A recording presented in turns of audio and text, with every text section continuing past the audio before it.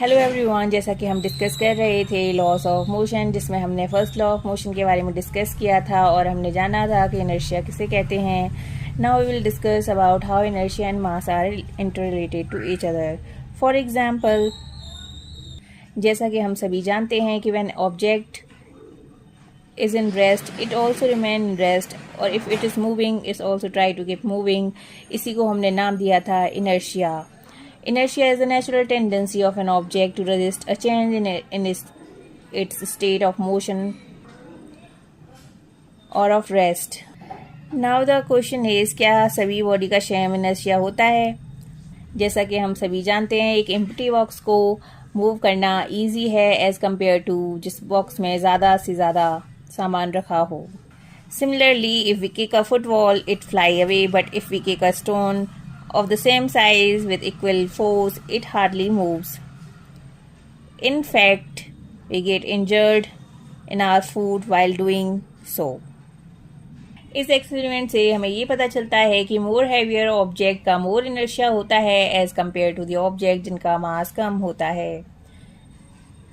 So in this case, the mass of an object is the measure of its inertia. Now we will discuss about the second law of motion. जैसा कि हमने first law of motion में पढ़ा था कि when we applied external force, unbalanced external force act on an object, its velocity changes and the object get an acceleration. Let us take some examples from our day-to-day life.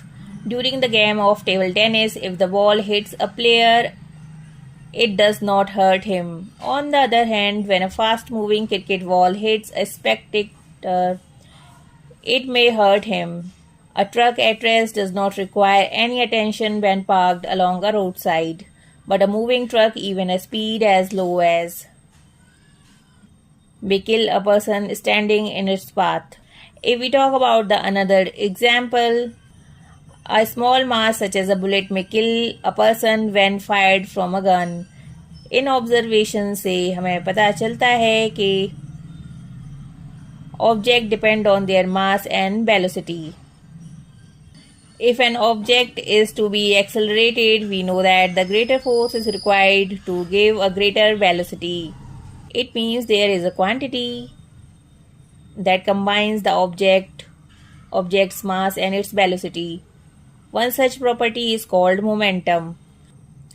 The momentum p of an object is defined as the product of its mass m and the velocity v. So we can simply write the momentum is m into v. Momentum has both direction and magnitude. अगर हम बात करें direction की, it is the same direction that of the velocity. अगर हम बात करें momentum की, momentum has both direction and magnitude. A direction is the same as the velocity v. और अगर हम बात करें SI यूनिट की, the SI unit of the momentum is kg meter per second.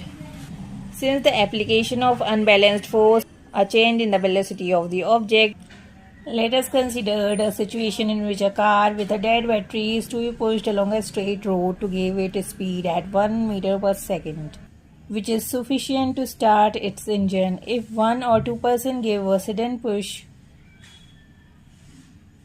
it hardly starts, but a continuous push over a same time results in gradual acceleration of the car to this speed. It means the change of the momentum of the car is not only determined by the magnitude of the force, but also by the time during the force is exerted. It may then also concluded that the force necessarily to change the momentum of an object depends on the time, the rate at which momentum is changed.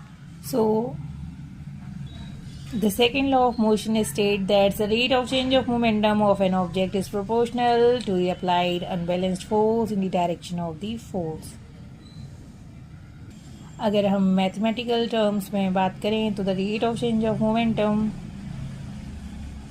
is directionally proportional to the mass and velocity and inversely proportional to the time. Force is equal to mass into acceleration.